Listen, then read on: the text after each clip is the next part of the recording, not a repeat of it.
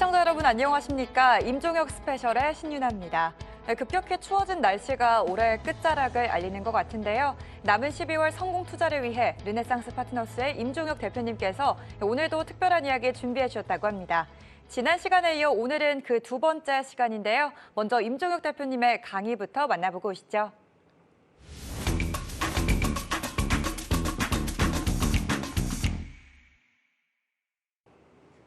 반갑습니다. 임종혁 스페셜의 임종혁입니다.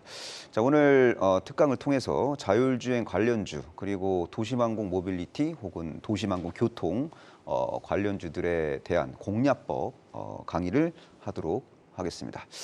자, 트리플 서울대 정문 매집형 패턴을 활용한 매매법에 대한 강의를 먼저 하도록 하겠습니다. 지금 보실 차트는 LG노텍의 이제 과거 차트인데요. LG노텍이 서울대 정문 1, 2, 3. 그래서 트리플 서울대 정문 매집형 패턴을 완성하는 모습을 지금 보여드리고 있습니다. 이때가 바로 2021년도 10월 22일 경입니다. 이때 만약에 LG노텍을 매수했으면요. 어떻게 될까요? 돈을 크게 벌게 되는 거죠. 1차 과열 상승 파동이 이제 전개가 됐고 그해 11월 30일 날 장중에 32만 2천 원을 돌파하는 모습이 확인이 됐습니다. 이렇게 1차 과열 상승 파동이 전개되면요. 이런 식으로 과거 매물을 소화하는 매물 소화형 서울대 정문 패턴이 완성이 되고 이 서울대 정문 패턴 지지선을 지켜줄 경우에는 다시 재차 이런 식으로 상승 드라마가 전개될 확률이 상당히 높아집니다. 결국 LG노텍은 12월 29일 장중에 37만 5천 원을 터치하는 그런 모습이 작년 12월 달에 확인이 됐습니다. 그리고 또 2차 상승 파동이 전개된 다음에 이제 상승폭을 일부 반납하는 그런 모습이 이제 확인이 됐고 신고가, 그러니까 1월 중순 신고가 돌파 전 그 에너지 응축형 서울대 정문이 올해 2월 하순경에 이제 완성이 됐고 그리고 이제 자연스럽게 V자 반등 드라마가 전개가 됐는데 과거 고점을 돌파하는 과정에서 유의미한 대량 거래가 이제 발생이 안 됩니다. 그래서 신고가 돌파는 하긴 하는데 뭔가 파워는 약하다 그런 느낌이 듭니다. 이럴 때는 비중을 적극적으로 좀 줄일 필요가 있다고 생각합니다. 그래서 어쨌든 LG노텍은 올해 3월 23일 날 장중에 41만 4,500원을 터치하는 그런 멋진 상승 드라마가 이제 전개됐고요.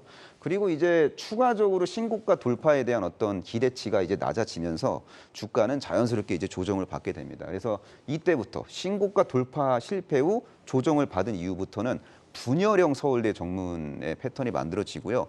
분열형 서울대 정문이 만들어질 때는 기술적으로 접근을 하는 게 바람직하고 이 녹색 지지선을 이탈할 경우에는 빠르게 주식 비중을 좀 축소할 필요가 있다라고 저는 보고 있습니다. 어쨌든 V자 반등이 나왔어요. 하지만 고점은 내려갑니다. 분열형 서울대 정문은 고점을 추가적으로 올리지 못하고 고점을 내리는 그런 특징이 있습니다. 반등은 나왔지만 고점을 올리지 못하고 있다. 지난 고점 밑에서 저항을 받고 결국엔 어떻게 되죠? 조정을 받아요. 그리고 분열형 서울대 정문 두 번째 분열형 서울대 정문을 완성하게 됩니다. 그때가 바로 올해 7월 14일 전후였어요. 그래서 올해 7월 중순에 분열형 서울대 정문 두 번째 분열형 서울대 정문을 완성한 다음에 자연스럽게 또 기술적 반등을 하지만 고점은 올라가요, 내려가요? 고점은 내려갑니다.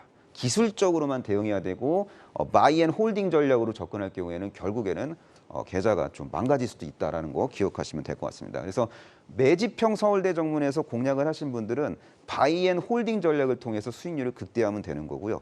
분열형 서울대 정문에서 공략하신 분들은 기술적으로 슬기롭게 잘 탄력적 대응을 하시면 된다라는 말씀을 드리도록 하겠습니다. 그리고 LG노텍이 올해 8월 말에 다시 또 세 번째 분열형 서울대 정문을 완성을 합니다. 이때 이 녹색선 근처에서 매수를 하는 거죠. 그리고 결국에는 반등이 나오긴 해요.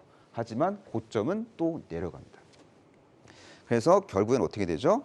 결국에는 녹색선을 이탈합니다. 그러니까 분열형 서울대 정문의 핵심 지지선을 대량거래 음봉으로 하향 이탈하면서 이제 파동이 이제 다소 이제 망가지는 거죠. 하락 파동이 이제 본격화될 수도 있는 그런 상황에 직면하게 됩니다. 이때가 바로 최근이었죠. 그리고 난 다음에 자연스럽게 9월 하순까지 이제 가격 조정을 이제 받으면서 약간 좀 을씨년스러운 파동이 이제 만들어졌지만, 하지만 LG노텍급의 우량한 기업은 새로운 지지선을 또 찾게 돼요.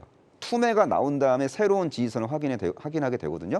새로운 지지선을 확인하게 되면은 이런 식의 배수의 진을 치는 서울대 정문이 완성이 됩니다. 배수의 진을 치는 서울대 정문이 완성된 시점이 바로 올해 11월 7일이에요. 근데 배수의 진을 치는 서울대 정문 역시 기술적으로 대응을 하는 게 맞습니다. 그래서 결국에는 가격 조정 후, 급격한 가격 조정 후 배수의 진형 서울대 정문을 올해 11월 7일 전후에 완성한 다음에 어떻게 되죠? 기술적 반등을 하게 되지만 결국에는 11월 중순 그 주요 고점에서 저항받고 다시 이제 가격 조정이 이제 전개가 되고 있는 모습이 현재 확인이 되고 있습니다. 자, 이번에는 신고가를 대량 거래로 이제 돌파한 이후에 서울대 정문 매집형 패턴을 활용한 매매법에 대한 소개를 해드리도록 하겠습니다. 보통 신고가를 돌파할 때 사람들이 매수를 하는데, 신고가 돌파 후 흔드는 경우도 워낙 많기 때문에 아예 그냥 서울대 정문 신고가 돌파 이후에 서울대 정문 패턴이 만들어질 때 그때 매수하는 게 맞지 않나, 그런 판단으로 제가 이 강의를 하는 겁니다. 자, DI 케이스를 보도록 하겠습니다. DI가 2021년도 11월 24일 날 의미 있는 저항선을 아주 멋지게 완벽하게 돌파하는 대량거래 장대항봉이 이제 나옵니다. 이 대량거래 장대항봉 이후에 조정을 받아요. 조정을 받고 결국에는 매집형 서울대 정문을 이제 완성하게 됩니다. 그 DY가 녹색선 위에서 일사불란하게 에너지를 모으면서 매집형 서울대 정문을 완성했던 시점은 바로 작년 12월 23일 전후였어요. 이때 만약에 매수했으면 어떻게 됐을까요? 어떻게 되면 잠시만요. 이때 만약에 매수를 했으면은 돈을 벌게 되는 거죠. 주가가 유의미하게 급등을 하기 때문에 돈을 단기간에 크게 벌게 됩니다. 1월 21일 날 장중에 11,850원을 터치하는 그런 기염을 토했어요. 그러니까 이 종목이 신고가 돌파 후 매집형 서울대 정문을 만들었을 때 종가가 6,230원이었는데 1월 고점까지 11,850원까지 가니까 엄청난 단기 급등 드라마가 전개가 된 거죠. 그래서 이런 식의 과격한 단기 급등 드라마가 이제 확인이 된 종목은 결국에는 추가 상승을 한다기보다는 분열형 서울대 정문으로 이제 전환이 됩니다. 분열형 서울대 정문은 핵심 지지선인 녹색선 근처에서 이제 매수하고 이탈하면 손절하고 지키고 반등 나오면 이제 매도를 하는 그런 전략을 추구해야 되는 구간인데요. 그래서 올해 2월 3일 전후로 분열형 첫 번째 서울대 정문을 완성한 다음에 자연스럽게 기술적 반등이 나와요. 그래서 수익 매매에 이제 관심 있는 분들이 매도할 수 있는 공간은 충분히 이제 확보가 됐고요. 그리고 두 번째 분열형 서울대 정문을 이제 완성했던 시점이 바로 올해 3월 16일 전후입니다. 이때 이 분열형 서울대 정문 녹색선 근처에서 만약에 녹색선 근처에서 좁은 밴드가 구축이 될 때 매수를 했으면은 자연스럽게 단기 급등 구간에서 먹고 나올 수 있는 꽤 괜찮은 단기 수익을 확정짓고 매도할 수 있는 타이밍이 이제 충분히 이제 포착이 됐다라고 보시면 되는 거고요.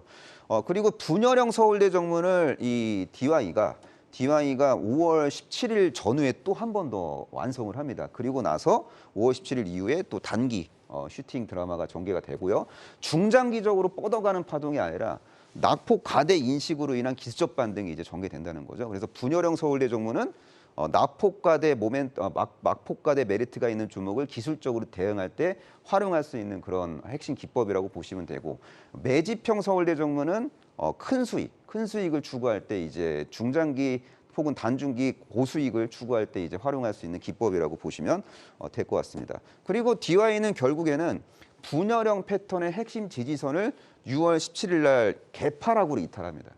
핵심 지지선을 개파락으로 이탈한 종목은 추가 하락이 전개될 가능성이 매우 높아지는데요. 결국에는 DY는 추가 조정 파동이 이제 전개가 되고 말았습니다. 그래서 핵심 지지선 이탈 종목은 굳이 관심을 가질 필요가 없고, 내가 매수한 종목이 서울대 정문 지지선을 이탈할 경우에는 그때는 이제 비중을 좀 줄여야 된다, 혹은 손절을 해야 된다라고 저는 생각을 하고 있습니다. 자, 이번에는 라닉스 케이스를 보도록 하겠습니다. 라닉스가 2020년도 9월 29일 날 신고가를 상한가로 돌파하는 아주 멋진 파동이 이제 전개가 됐는데요. 신고가 돌파 상한가 이후에 단기적으로 추가 급등이 나왔지만 결국에는 돌고 돌고 돌아서 매집형 서울대 정문을 이제 완성하게 됩니다. 그래서 10월 30일, 2020년 10월 말에 상한가, 신고가 돌파 상한가 이후에 매집형 서울대 정문이 완성이 된 다음에 결국에는 이제 반등이 나왔다가 또 추가적으로 또 원점 회귀를 하면서 서울대 정문을 또 만들어요. 그래서 신고가 돌파 상한가 이후에 서울대 정문이 두 개가 만들어집니다. 듀얼 서울대 정문 매집형 패턴이 완성이 됐고 그 시점이 바로 2020년 12월 하순이었습니다. 2020년 12월 하순에 라닉스에 이제 적극적으로 이제 베팅한 분들은 어떻게 될까요? 급등을 하게 됩니다. 과상미상의 법칙이라는 게 있습니다. 과거에 상한가를 쳤던 종목은 돌고 돌고 돌아서 에너지를 모은 다음에 재차 급등 드라마가 전개될 때 상한가가 발생될 확률이 매우 높습니다. 과거에 상한가를 쳤던 경험이 있는 종목이 미래에도 상한가를 칠 가능성이 매우 높다는 걸 꼭 기억하세요. 그게 바로 과상미상의 법칙이에요. 결국에 라닉스는 1월 8일 날 상한가를 칩니다. 저 신고가 돌파 상한가 이후에 매집형 패턴을 완성하고 반등이 나오는 과정에서 상한가가 또 추가적으로 이제 발생이 됐는데요. 상한가 발생 이후에 또 이제 소규모 사이즈가 좀 작은 소규모 이제 에너지 추가 급등 에너지 응축형 서울대 정문이 완성이 되고 이 녹색선 근처에서 만약에 매수를 하고 녹색선 이탈 시 손절 전략을 이제 추구한다고 이제 접근을 한다면은 어떻게 되는 거죠? 단기 급등은 성공을 해요. 단기 급등은. 그래서 소규모 서울대 정문 지지선 근처에서 매수한 다음에 단기 급등 나오고 저항을 받을 때 주요 가격대에서 18,000원 전후에서 저항받을 때 매도하면 깔끔하게 수익 매매에 성공할 수 있었다라고 보시면 될 것 같습니다. 그리고 라닉스는 시차를 두고 분열형 서울대 정문을 작년 2월 10일 전후에 이제 완성을 하고 분열형 서울대 정문을 완성한 다음에 자연스럽게 기술적 반등을 하지만 반등폭이 상당히 좀 약합니다. 세게 급등하는 게 아니라 약하게 반등하죠. 이게 분열형 서울대 정문의 특징이에요. 분열형 서울대 정문은 녹색선 근처에서 매수하고 나름대로 뭐 만족스러운 단기 수익이 발생됐을 때 매도를 뭐 해야 된다라고 저는 지속적으로 여러분들께 말씀을 드리고 있습니다. 그리고 결국에 라닉스는요.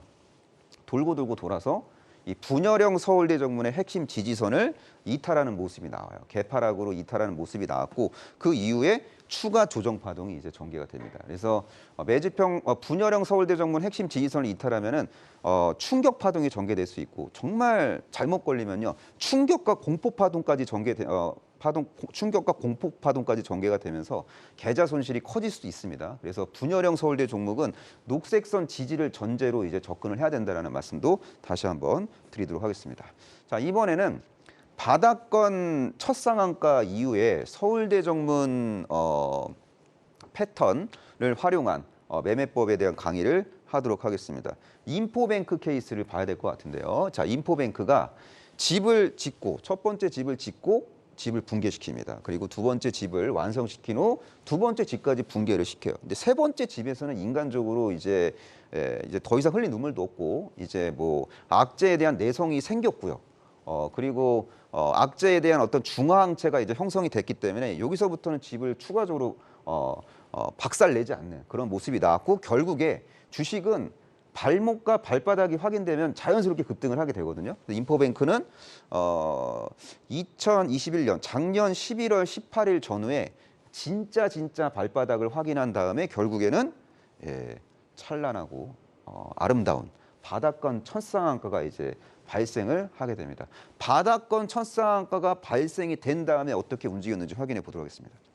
바닥권 첫 상한가 나오고 단기 급등 흐름은 전개됐고요. 그리고 오른 거 반납하는 상한가 이후에 상승폭을 반납하는 에너지 응축형 서울대 정문이 완성이 됩니다. 이 바닥권 첫 상한가 이후에 만들어지는 에너지 응축형 서울대 정문은요. 매수급수로서 역할을 하게 될 확률이 매우 높습니다. 그래서 제가 설정해드린 녹색선 근처에서 모아가고 그리고 녹색선을 이탈하면 비중을 줄이면 되는 거예요. 녹색선을 지켜주면 비중을 늘리면 되는 거고요. 그래서 이 녹색선 근처에서 매수할 수 있는 기회가 작년 12월 초까지 이제 포착이 됐고요. 그리고 난 다음에 인포뱅크는 드디어 엄청난 급등 드라마가 전개가 됩니다. 1월 4일 날 28,400원을 장중에 터치하게 되는데 만약에 12월 2일 종가가 13,250원이니까 이때 종가에 베팅을 하신 분들은 그렇게 멀지 않은 미래에 큰 수익을 추구할 수 있게 됐다. 이렇게 이제 정리하셔도 좋을 것 같습니다. 이렇게 단기간에 과열 상승 파동, 대박 상승 흐름이 전개된 종목은 자연스럽게 먹은 걸 반납해요. 상승한 걸 반납하면서 또다시 서울대 정문이 만들어지는데 단중기적으로 아주 의미 있게 크게 상승한 종목은요. 바로 분열형 서울대 정문으로 전환이 됩니다. 그래서 분열형 서울대 정문 녹색선 근처에서 만약에 이제 인포뱅크를 매수를 해요. 1월 11일 전후에. 그러면 또 어떻게 되죠? 수익이 나요. 큰 수익은 아니지만 소소하고 그래도 작은 행복을 느낄 수 있을 정도의 이제 상승 흐름이 이제 전개가 됩니다. 그리고 난 다음에 이제 시차를 두고 올해 3월 달에 또 분열형 서울대 정문이 이제 두 번째로 이제 완성이 됐고 3월 8일 전후에 18,000원 이하에서 만약에 인포뱅크를 매수했으면은 인포뱅크가 결과적으로 22,000원대까지 가니까 또 상승 흐름 전개될 때 꽤 괜찮은 당중기 수익을 추구할 수 있게 됐다. 이렇게 이해를 하시면 될 것 같습니다. 자, 서울대 정문 패턴을 적극적으로 잘 활용하면요. 매수 급소를 찾아내서 안전하게 고수익을 추구할 수 있다는 걸 꼭 기억하시면 되고요. 그리고 인포뱅크는 또 돌고 돌고 돌아서 분열형 서울대 정문을 올해 6월 9일 전후에 또 완성을 하게 돼요. 분열형 서울대 정문은 저점도 내려가고 고점도 내려가기 때문에 녹색선 근처에서 공략 후 기술적 반등이 나오면 어떻게 하라 그랬어요? 만족하고 매도를 해야 된다고 제가 말씀을 드렸습니다. 매집형 서울대 정문에서 매수를 해야 초대박 수익이 발생이 되는 거고 초대박 수익이 발생된 상태에서 빠진 종목은 분열형 서울대 정문 구간에서 공략한 다음에 적당히 먹고 나올 줄 알아야 돼요. 근데 뭐 대한민국의 대부분의 이제 개인 투자자분들은 매집형 서울대 정문이 완성이 될 때 관심이 없어요. 그리고 매집형 서울대 정문을 완성한 다음에 엄청난 상승 드라마가 전개된 종목이 좀 조정을 받을 때 그럴 때 이제 공략하는 거를 좋아하시는데요. 그렇게 매매를 하다 보면은 지지선 이탈 시 비중 축소나 손절을 못할 경우 손실이 엄청나게 커질 수 있다는 걸 기억을 하시면 좋을 것 같습니다. 자, 어쨌든 인포뱅크는 올해 6월 9일 전후에 매집형 분열형 서울대 정문을 이제 세 번째로 완성한 다음에 단기의 급등엔 성공하지만 단기 급등 나올 때 어떻게 하라 그랬어요? 매도를 해야 됩니다. 왜? 분열형 서울대 정문이니까요.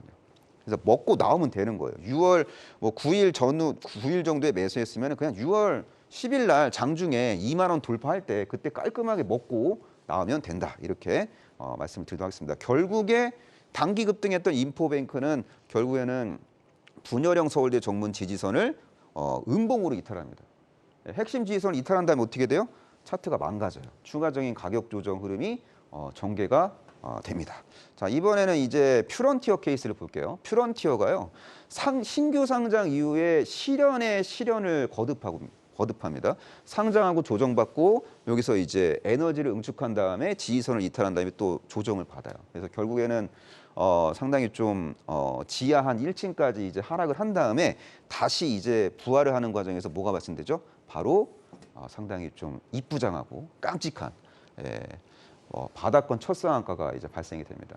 스토리가 좋은 종목은 바닥권 첫 상한가가 발생이 되면요, 그때부터 열심히 공부를 하셔야 돼요. 바닥권 첫 상한가가 나오고 바로 뭐 추격 매수한다기보다는 바닥권 첫 상한가 이후에 서울대 정문이 만들어지는지 안 만들어지는지를 확인하고 접근하면은 안전하게 고수익을 추구할 수 있습니다. 퓨런티어는 올해 5월 17일 날 바닥권 첫 상한가가 이제 발생을 한 후 서울대 정문이 만들어져요. 에너지 응축형, 급등 에너지 응축형 서울대 정문이 완성이 되고 서울대 정문이 완성됐던 시점은 올해 6월 8일 전후라고 보시면 됩니다. 이렇게 급등 에너지를 모은 다음에 어떻게 되죠? 단기 급등 드라마가 이제 전개가 돼요. 근데 시장 환경이 녹록치 않아서 그냥 6월 15일 날 3450원 장중에 이제 터치한 다음에 그때부터 상승 탄력이 둔화되기 시작합니다. 시장이 도와줘야 대박 수익이 이제 발생이 되는 건데 시장이 비협조적인 관계로 퓨런티어는 급등은 했지만 엄청난 급등은 못해요. 아쉽게도. 그래서 다시 조정을 받고 저점이 이제 올라가는 저점이 올라가는 서울대 정문을 완성을 했고요. 그 시점이 6월 24일이에요. 6월 하순에 또 다시 이제 재접근할 수 있는 매수 급소가 발생이 됐고, 그리고 난 다음에 단기 급등 드라마가 이제 전개가 됩니다. 이 단기 급등 드라마가 전개될 때 서울대 정문 핵심 저항선을 이제 돌파하는 모습이 이제 확인이 됐고, 이런 파동이 나오면은 추가 급등을 하게 될 확률이 높아지는데, 아쉽게도 추가 급등을 못 하고요. 분열형 서울대 정문 패턴으로 전환이 돼요. 이게 약세장의 약간 좀 어떤 그 단점인 것 같아요. 재료가 좋고 확실한 서울대 정문이 만들어져도 생각보다 오버슈팅을 못하고, 그리고 바로 분열형 서울대 정문으로 전환되는 경우도 종종 있습니다. 그래서 아쉽게도 퓨런티어는 매집형 서울대 정문 상단을 돌파했음에도 불구하고 바로 이제 분열형 서울대 정문으로 이제 전환이 됐고, 분열형 서울대 정문 매수 급소는 7월 12일 전후에 이제 완성이 됐고요. 그리고 난 다음에 더 갈 줄 알았는데 지지선을 이탈해 버려요. 지지선 이탈하니까 어떻게 되죠? 가격 조정이 이제 추가적으로 이제 진행이 됩니다. 하지만 워낙 그 가파른 상승 파동이 생각보다 의미 있게 전개가 안 됐기 때문에 새로운 지지선에서 또 새로운 서울대 정문 패턴을 만드는 거예요. 그래서 어마어마한 상승 흔적이 있는 종목은 엄청나게 빠질 수 있어요. 왜냐하면은 산이 높으면 골이 깊고, 골이 깊으면 산이 높은 법이잖아요. 근데 엄청난 산봉우리를 만들지 못한 재료가 탁월한 종목은 지지선을 이탈해도 새로운 지지선에서 서울대 정문을 완성한 다음에 다시 이제 상승하는 경우도 상당히 많다라는 걸 기억하셔야 돼요.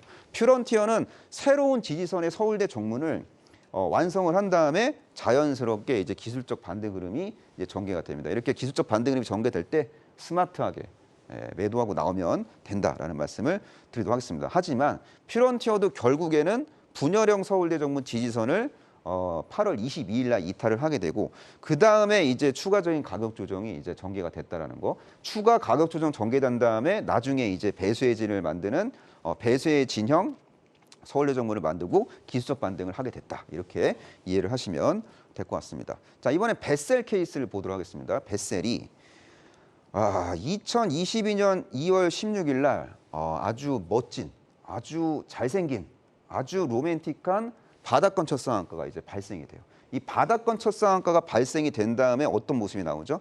단기 급등 흐름이 전개된 다음에 상한가 발생 이후에 상승 파동을 어느 정도 반납하고 녹색선 위에서 일사불란하게 좁은 밴드를 만들면서 에너지를 응축하는 그런 모습이 만들어져요. 그래서 결과론적으로 바닥권 첫 상한가 이후에 매집형 서울대 정문이 완성이 되고요. 이 매집형 서울대 정문이 완성됐던 시점이 3월 25일 전후였어요. 만약에 3월 25일 전후에 벳셀 주가 4,200원 언더에서 이하에서 적극적으로 공략하신 분들은 어떻게 돼요? 부자 돼요.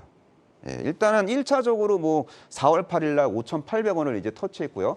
5,800원 터치한 다음에 다시 또 급등 에너지 응축형 서울대 정문을 완성합니다. 그래서 4월 20일 전후에 이제 뭐 비중 확대 혹은 재매수 타이밍이 이제 포착이 되고, 그리고 난 다음에 이제 과열 상승 흐름이 이제 전개가 되면서 올해 5월 2일 날 장중에 10,000원을 1,100원을 터치하는 기염을 토하게 됩니다.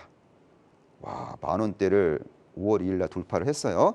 그리고 난 다음에 이제 다시 이제 최고점을 이제 만들고 가파른 상승 파동을 일부 반납하면서 다시 이제 정고점 돌파 전에 또 이쁘장한 또 아기자기한 소규모 서울대 정문을 완성을 하고, 소규모 서울대 정문이 완성됐던 시점이 5월 16일 전후였습니다. 이때 만약에 단기 트레이딩 관점으로 이제 접근하셨다. 어떻게 되죠? 이 종목은 결국에는 고점을 돌파해요. 5월 23일 날 장중에 11,400원을 찍습니다. 근데 이 5월 23일 장중 최고점이 11,400원이 이 종목의 최고가가 되게 됩니다. 그리고 나서 이제 고점을 때리고 더 이상 고점을 높이지 못하는 종목은 결국에는 가격 조정을 받게 돼요. 테마 이벤트로 급등한 종목은 결국에는 상승폭을 반납할 수밖에 없습니다. 그래서 벳셀이 상승 파동을 이제 반납을 하고 난 다음에 과거 상한가 캔들 저점 근처에서 분열형 서울대 정문을 완성하고 자연스럽게 이제 기술적인 이제 반등 흐름이 전개됐다라는 거 기억을 하시면 될 것 같습니다. 그래서 다양한 형태의 서울대 정문 패턴을 활용한 공략법을 소개해드렸고, 특히 오늘 소개해드린 종목들은 그 자율주행 그리고 도시망공 모빌리티 시장 성장 속에서 수혜를 볼 수 있는 기업들을 제가 이제 추려갖고 그 종목들의 생애주기별 매매법에 대한 특강을 진행했는데요. 방송에서 못다한 이야기 그리고 방송에서 말 못할 이야기가 참 많은 것 같습니다. 그래서 온라인 특강을 통해서 제가 이제 복춘 수업을 해드릴 예정이고요. 온라인 특강이 전개되는 시점은 방송 송출 후 8일 새벽 1시 그리고 8일 아침 9시에 제가 또 온라인 특강을 통해서 제가 갖고 있는 핵심 콘텐츠를 아낌없이 제공하는 그런 모습으로서 여러분들의 관심에 보답을 하도록 하겠습니다. 감사합니다.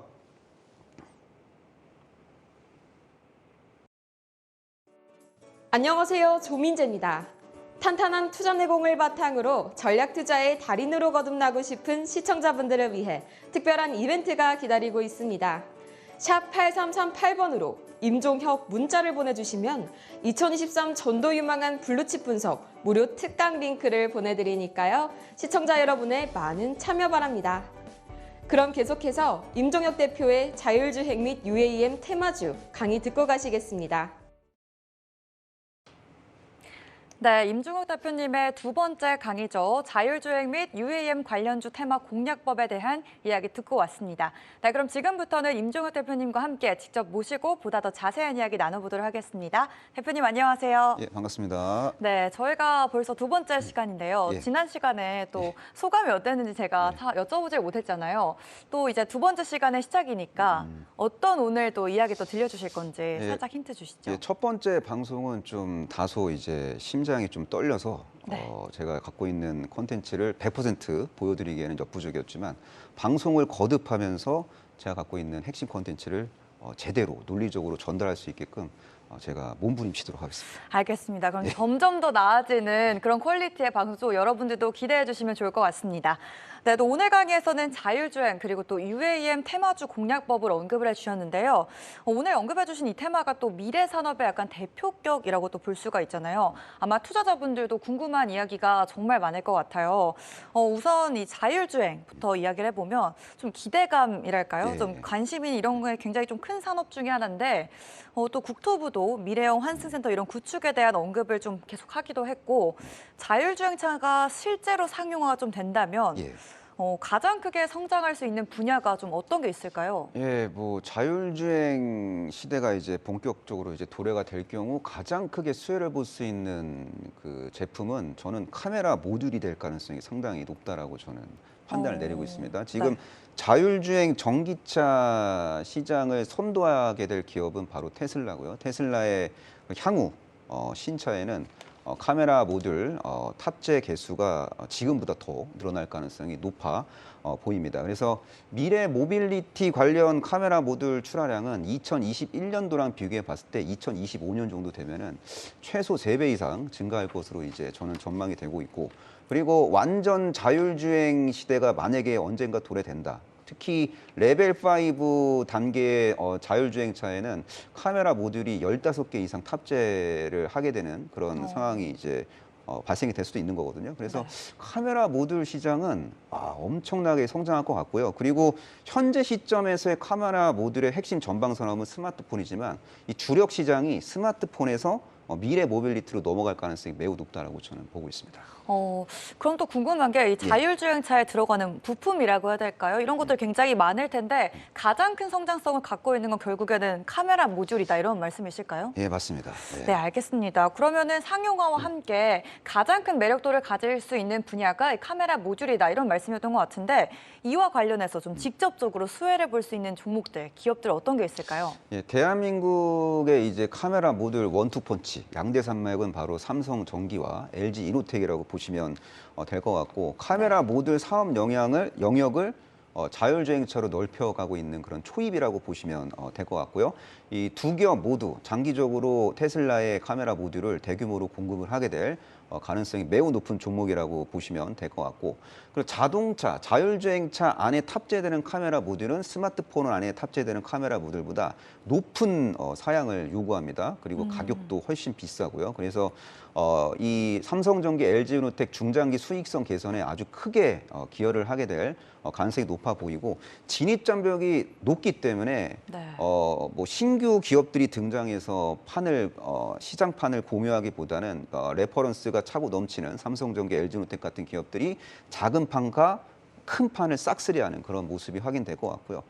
그리고 뭐 삼성전기와 LG노텍이 전장용 카메라 모듈 시장에서 치킨 게임을 한다기보다는 둘이 막 경쟁을 하면서 그리고 혁신에 혁신을 거듭하면서 둘 다 나름대로의 영역에서 동반 성장하는 그런 모습들이 확인이 될 것 같고, 또 미중 갈등 양상 심화로 인해서 미국 주요 그 고객사들이 그 중국에서 생산되는 중국 기업의 카메라 모듈을 탑재를 좀 소극적으로 할 것 같아요. 그럴 때 삼성전기와 LG노텍 모두 반사이익까지 기대가 되고 있는 상황이라고 보시면 될 것 같습니다. 네, 그럼 삼성전기와 LG이노텍이 좀 가장 매력도가 높은 카메라 모듈과 관련해서 수혜를 볼 가능성이 높다, 또 이런 말씀해 주신 것 같은데요. 언급해 주신 두 기업은 좀 대기업이잖아요. 대기업이죠. 그럼 네. 또 이 기업들이 뭐 기술 고도화나 증설 경쟁에 좀 본격적으로 나서준다면 또 가지치기 느낌으로 예. 또 관련해서 또 수혜를 볼 수 있는 사업군도 있을 것 같거든요. 예. 좀 그런 관점으로 봤을 때 소개해 주실 만한 또 기업이 있나요?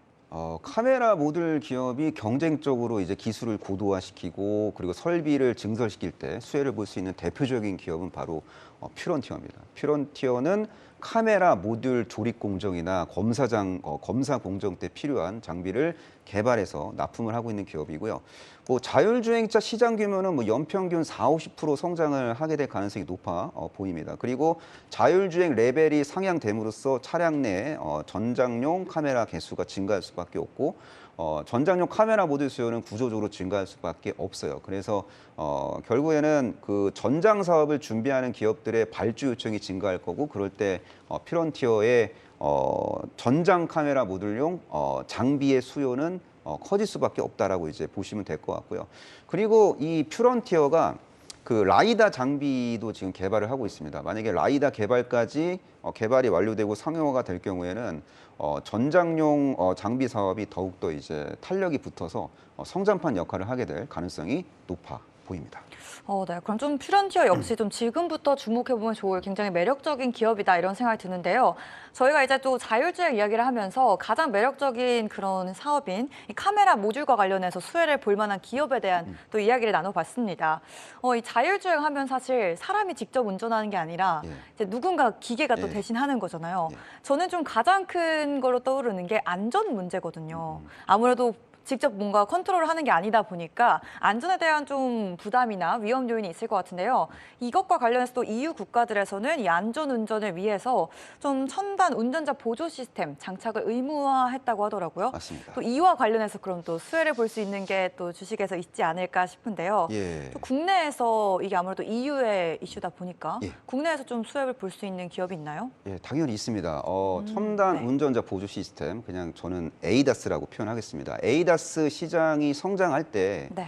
수혜를 볼 수 있는 원투펀치는 현대 모비스하고 HL 만도라고 보시면 될 것 같고, 지금 2020년 기준 에이다스 시장 글로벌 시장 규모는 30조 원을 상회한 것으로 지금 추정이 되고 있고요. 그리고 아마 2030년 정도 되면은 100조 이상의 에이다스 시장이 열릴 것으로 이제 예상이 됩니다. 이 구조적으로 성장하는 에이다스 시장 내에서 만도와 현대모비스의 역할론이 대두가 될 것 같은데, HL 만도는 현대자동차 그룹 외에도 다양한 기업 완성차 업체들에게 에이다스 관련된 부품을 납품을 이제 하고 있고, 그리고 에이다스 사업을 전문적으로 이제 영위하는 법인을 물적 분할로 이제 설립을 시켰는데, 이 법인이 물적 분할 신규 법인이 상장을 하기 전까지는 에이다스 시장 성장의 수혜주로서 이제 적극적으로 분류가 될 가능성이 높고, 현대모비스는 현대차 그룹 소속이다 보니까 현대차와 기아에 주로 이제 에이다스 관련된 제품을 납품하고 있는데요. 뭐 초음파 센서나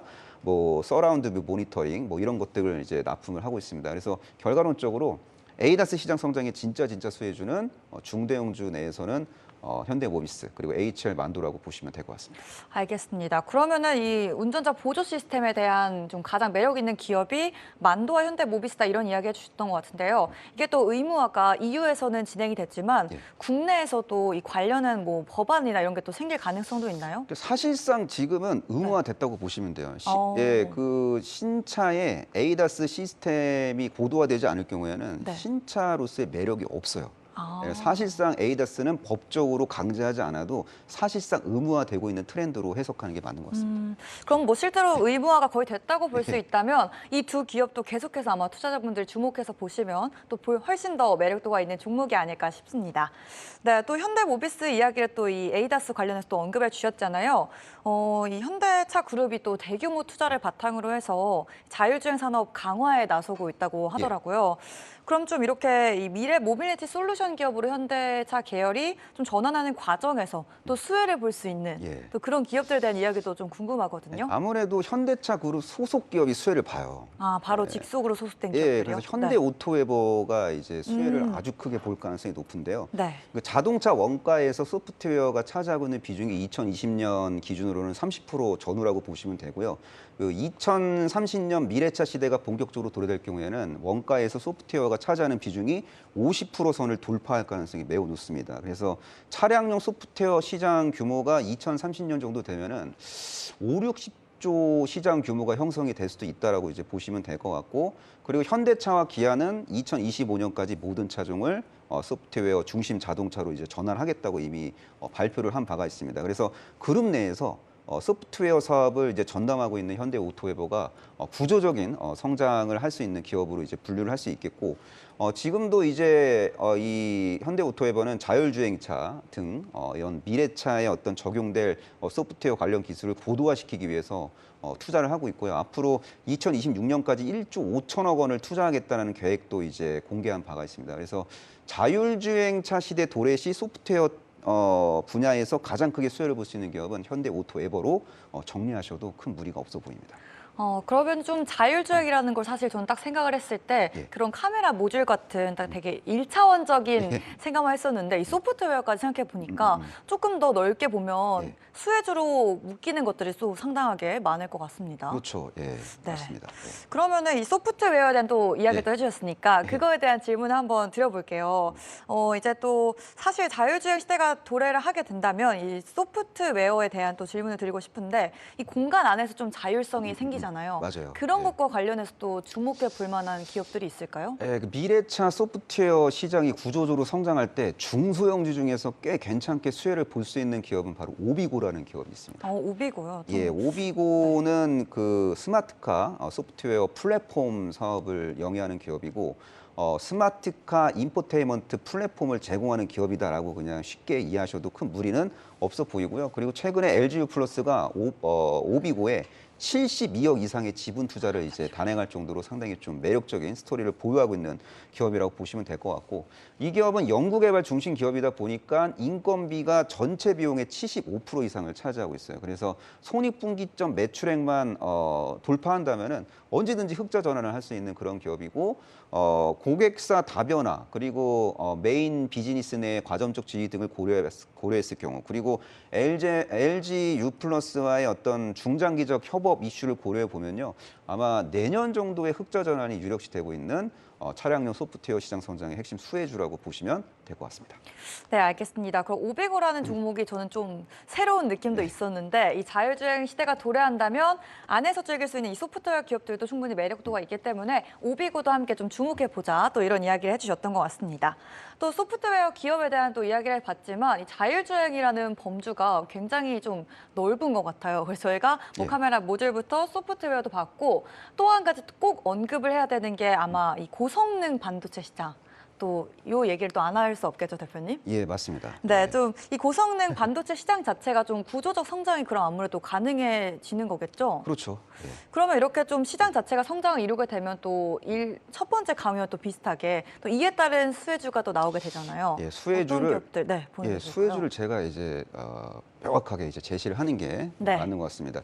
자, 자율주행차에는 일반 내연 기관차보다 그 고성능 반도체가 한 8배에서 10배 정도 더 필요할 것으로 지금 예상이 되고 있습니다. 그래서 차량용 반도체 시장 규모는 한 2025년 정도 되면은 잘하면 100조 원 이상의 시장이 형성될 가능성도 상당히 좀 높아 보입니다. 그리고 차량용 반도체는 안정성 문제 때문에 진입 장벽이 상당히 높다라는 거, 그래서 공급 과잉에 대한 어떤 노이즈로부터 비교적 자유롭다라는 것도 기억하시면 될 것 같고, 그리고 산업용 반도체에 비해서 뭐 통과해야 될 테스트 항목이 많아요. 그래서 일반 산업용 반도체보다 요구사항이 많기 때문에 아무나 할 수 없다라고 보고 있습니다. 그래서 이러한 차량용 반도체 시장 성장의 핵심 수혜주로는 일단은 텔레치스와 넥스트칩 같은 기업이 있는데, 먼저 텔레치스의 스토리를 간단하게 요약을 해드리자면은 네. 이 종목은 차량용 반도체 설계 전문 기업으로 이제 보시면 될 것 같고, 차량용 인포테인먼트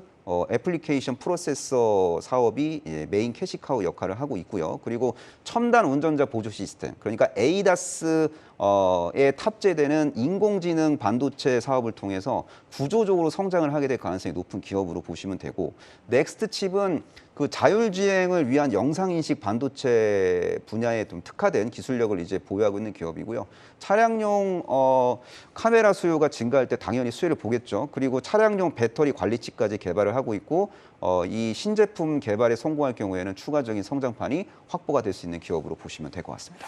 네, 알겠습니다. 그러면 이 고성능 반도체 시장과 관련해서는 텔레칩스와 넥스트칩에 대한 좀 이야기를 좀 들어봤던 것 같습니다. 이 두 기업 모두 또 큰 성장과 수혜가 기대되긴 하는데요. 이외에도 사실 차량용 반도체 역시 좀 우리 투자자분들의 관심을 많이 받고 있잖아요. 또 다른 수혜주 꼭 하나만 또 언급해 주신다면 있을까요? 추가적으로? 한 종목을 추가적으로 언급해 드리자면은 네.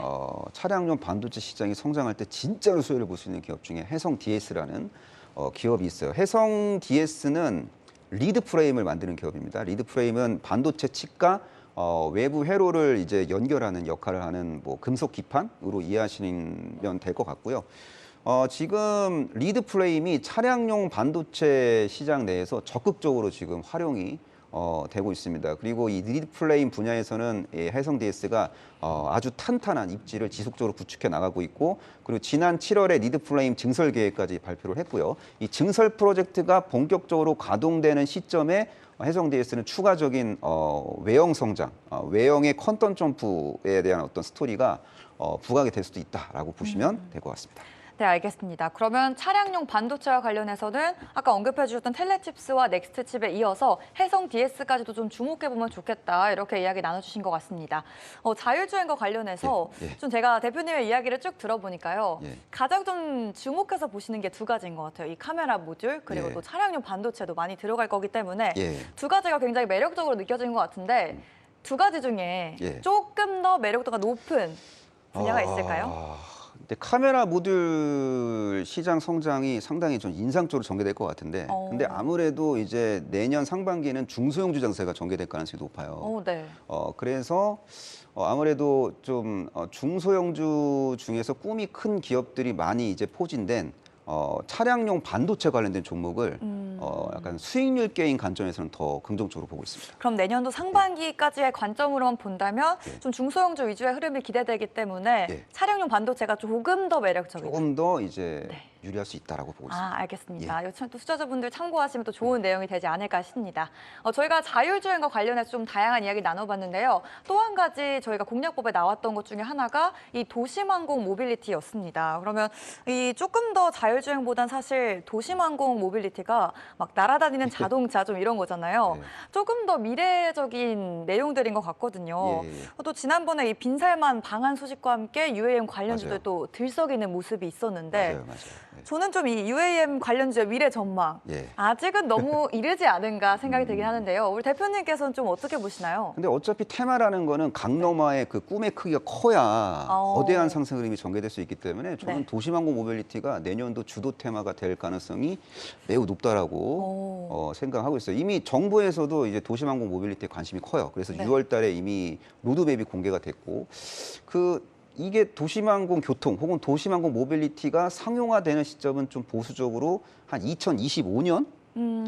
너무 예, 2025년 정도에 좀 상용화는 될 수 있을 것 같고요. 네. 그리고 보수적으로 봤을 때 2035년 정도 되면은 꽤 큰 규모의 시장이 형성될 것으로 예상을 하고 있고, 그리고 한 2040년 정도 그럼 제 나이가 몇 살이죠? 한 2040년 정도 되면은 네. 이 도시망공 교통 시장의 글로벌 시장 파이는 한 700조 이상의 시장이 형성될 수 있다고 보고 있거든요. 2040년을 예. 말하시는 거죠? 그 정도 돼야. 2040년 정도 돼야 수백조 단위의 시장이 형성될 가능성이 높다라고 보고 있습니다. 아, 그럼 뭐 지금 투자하기에도 사실 꿈이 더 커야 되기 때문에 그래도 매력도는 충분히 있다 이런 말씀이셨던 것 같은데요. 맞습니다. 그렇다면 이 조금 더 미래적인 UAM과 관련된 수혜주들 좀 어떤 게 있을지 궁금합니다. 뭐 UAM 시장 성장의 실질적인 수혜주는 하나 시스템이라고 보시는 게 저는 맞다고 생각합니다. 이미 2019년도에 국내 최초로 UAM 시장 진출을 이제 공식화했고, 그리고 UAM 사업 확장에 지금 박차를 가하고 있고, 그리고 미국의 오버에어라는 기업이랑 에어택시를 실제로 이제 개발을 하고 있고, 이 에어택시 이름이 버터플라이예요. 이 버터플라이가 내년에 초도 비행을 하게 될 가능성이 높습니다. 이 버터플라이 초도 비행 모멘텀으로 또 도시망공 모빌리티, 그러니까 UAM 테마주가 좀 좋은 활약을 보일 수도 있고요. 그리고 뭐 이런 뭐 복잡한 인증 절차를 완료한 다음에 한 2025년 정도 되면은 잘하면 이 버터플라이가 상용화 될 수도 있지 않을까라고 조심스럽게 예측을 할 수도 있는 상황이고, 지금은 하나 시스템이 UAM 관련해 갖고 적극적인 투자를 할 수밖에 없는 상황이에요. 그래서 비용이 발생되는 거지 수익이 발생되는 건 아닙니다만, 네. 그럼에도 불구하고 이러한 꾸준한 투자 활동을 통해서 대한민국 UAM 시장을 선도할 수 있는 기업으로 좀 성장을 중장기적으로 할 수 있는 기업이라고 저는 하나 시스템을 평가하고 있습니다. 네, 그럼 실질적인 우리나라에서의 수혜주는 하나 시스템이 될 것이다 이런 말씀을 또 해주신 것 같은데 예. 이 대기업 가운데 UAM 시장에 진출한 거는 하나 시스템이 처음이라고 하던데 예. 좀 다른 대기업에서도 이 진출의 가능성이 또 있을까요? 아무래도 뭐 삼성이건 삼성전자건 네. 뭐 현대차 그룹이건 도시망공 모빌리티에 관심이 클 수밖에 없어요. 장기적으로 700조 대 시장이 형성될 수도 있는 엄청난 그 노다지잖아요. 그래서 네. 아마 현대차 그룹은 도시망공 모빌리티 쪽에 확실하게 꽂혀 있고요. 삼성전자도 멀지 않은 미래에 관련된 어떤 사업 로드맵을 공개할 수도 있지 않을까. 만약에 그거를 로드맵을 안 갖고 있으면 그건 저는 직무유기라고 생각하고 있어요. 네. 미래 핵심 산업을 선점하려고 한국 대기업들이 열심히 이제 드라이브를 걸어야지 한국의 미래가 밝다라고 저는 생각하고 있습니다. 네, 알겠습니다. 그럼 아무래도 좀 대기업들도 앞서서 좀 나서게 될 것이다. UAM 시장이 좀 매력적이다 이런 말씀도 해주신 것 같은데 또 드론에 대한 이야기도 많이 나오잖아요. UAM과 관련해서 예. 뭐 드론 이용한 택배나 택시 또 이런 이야기들이 나오고 있는데 뭐 이와 관련된 종목으로 눈여겨볼 만한 것도 있을까요? 이 도시망공 그 교통 혹은 도시망공 모빌리티 이쪽 테마주 내에서 좀 관심을 가져야 되는 종목. 그러니까 실질적인 수혜주일 수도 있겠지만 테마성으로 좀 오버슈팅 드라마가 전개될 수 있는 기업으로는 베셀이라는 종목이 있습니다. 베셀이 지금 쉬고 있습니다. 에너지를 계속 바닥권에서 모으고 있는데, 아까 제가 강의를 하긴 했지만 지금 베셀이 매지평 서울대 정문을 지속적으로 이제 구축을 하고 있습니다. 언젠가 매지평 서울대 정문이 완성이 되고 과열 상승 파동이 전개되면은 아주 행복한 구간이 현실화 도래될 수 있을 거라고 저는 보고 있는데, 빌산만 사우디아라비아 왕세자 UAM에 당연히 관심이 있죠. 네. 그리고 네옴시티에는 당연히 도시망공 모빌리티가 아주 유의미하게 접목이 될 가능성이 저는 매우 높다라고 보고 있고, 결과론적으로 도심교통의 게임 체인저로서 UAM의 역할로는 언젠가 장기적인 관점에서 대두가 될 가능성이 높습니다. 베셀은 베셀 에어로스페이스라는 기업의 지분을 갖고 있어요. 지분 한 70% 이상 갖고 있는 걸로 보이는데, 이 기업이 상장하기 전까지는 UAM 관련 핵심 중소형 수혜주로 베셀의 역할이 이제 기대가 되고 있습니다. 그리고 정부에서 이제 지원을 하고 있는 프로젝트 중에 자율비행 개인 항공기 개발 프로젝트가 있거든요. 그 프로젝트에 베셀도 참여를 하고 있는 그런 상황이고, 언젠가 자율주행 개인 항공기 시장이 제가 살아생전에 이제 본격화된다. 그러면은 이제 베셀이 아마 그 이전에 주가가 이미 기대감으로 많이 오를 수도 있다라고 저는 보고 있고, 그리고 국책과제에 참여할 수 있었던 그 배경 중에 하나가 경량항공기 양산 경험을 이제 보유하고 있어요. 그래서 이 뱃살의 어떤 성장 이슈는 지속될 수밖에 없고, 근데 중요한 거는 네. 그 성장 이슈가 있는 거지 그게 뭐 실적으로 연결되는 국면은 아닙니다. 근데 어쨌든 UAM이 성장 잠재력이 매우 큰 산업 분야입니다만, 관련주 중에서 실질적으로 돈을 크게 벌 수 있는 기업은 제한적이지만 테마는 꿈의 크기에 비례해서 미래 파동이 전개되고 있기 때문에 꿈의 크기가 거대한 이 도시망공 모빌리티 테마주 중에서 나름대로 대장주 역할을 할 수도 있는 그런 벳셀이라는 기업에 대한 관심을 가질 필요가 있다라고 저는 생각하고 있습니다. 네, 그러면 UAM 테마에 대해서는 조금 더 장기적인 관점으로 예. 좀 바라보는 게 좋을까요?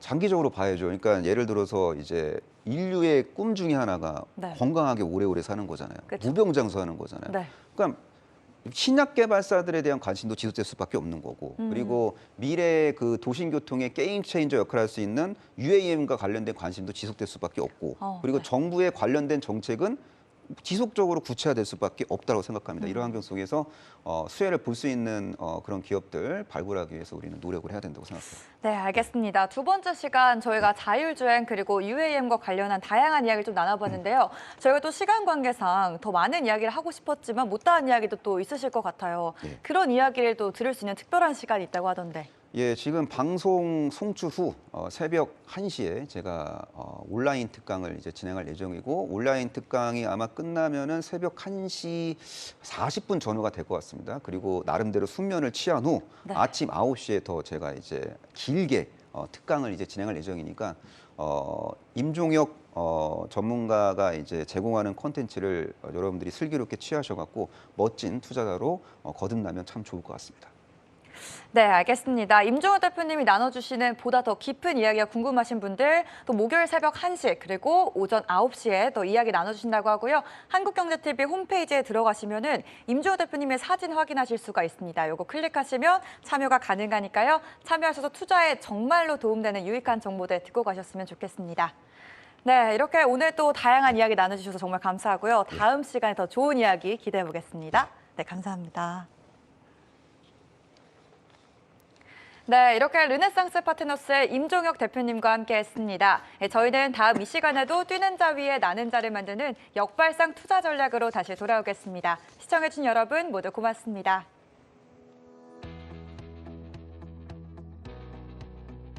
임종혁 스페셜, 오늘은 자율주행 및 UAM 테마주에 대해 살펴봤습니다. 시청자 여러분들을 위해 특별한 이벤트 다시 한번 소개해드립니다. 샵 8338번으로 임종혁 보내주시면 2023년 주식시장을 이끌 블루칩 종목들, 그 종목들을 낱낱이 분석한 임종혁 대표의 무료 특강이 준비되어 있습니다. 임종혁 대표의 투자 기법과 탄탄한 내공이 담긴 무료 특강과 함께 투자 고수로 거듭나시길 바라겠습니다. 주도 테마주를 탐색하고 최적의 투자 기법을 찾는 임종혁 스페셜, 다음 이 시간에도 계속됩니다.